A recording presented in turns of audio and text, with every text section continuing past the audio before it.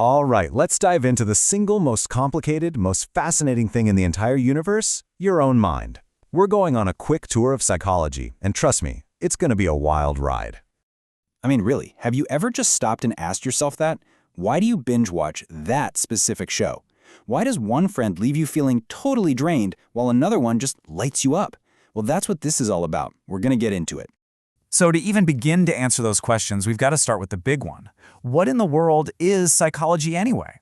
At its heart, it's pretty simple. Psychology is the science of, well, us. It's the official rulebook for why we think the things we think, feel the things we feel, and do the things we do. It's basically the blueprint to being human.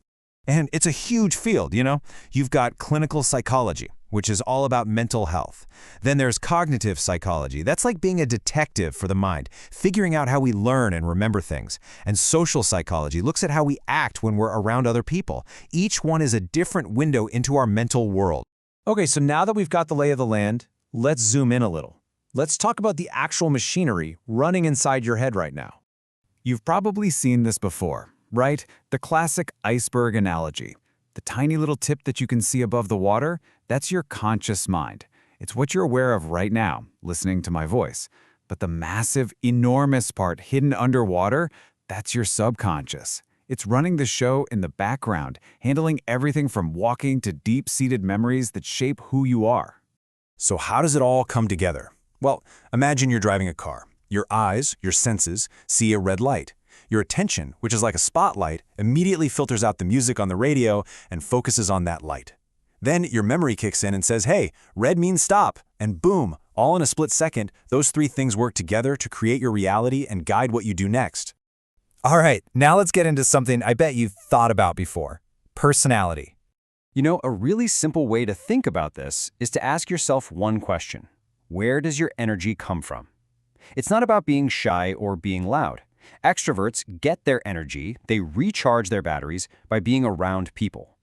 Introverts, on the other hand, recharge by spending time alone. It's a spectrum, and pretty much all of us fall somewhere in the middle.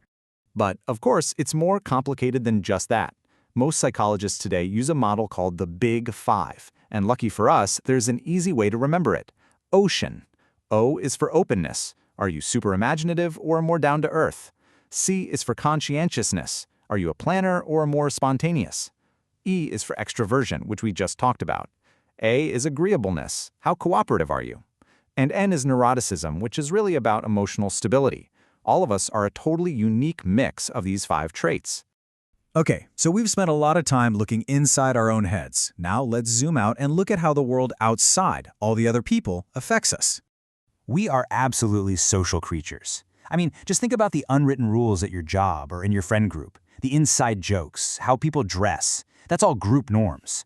And peer pressure, it's not just for high school. It's that deep, fundamental human need to fit in and belong. You know, speaking of things that groups of people believe, let's take a quick detour and bust a huge myth. This is one of my favorites, and it's a great lead-in to how knowing the facts about our minds can actually make our lives better.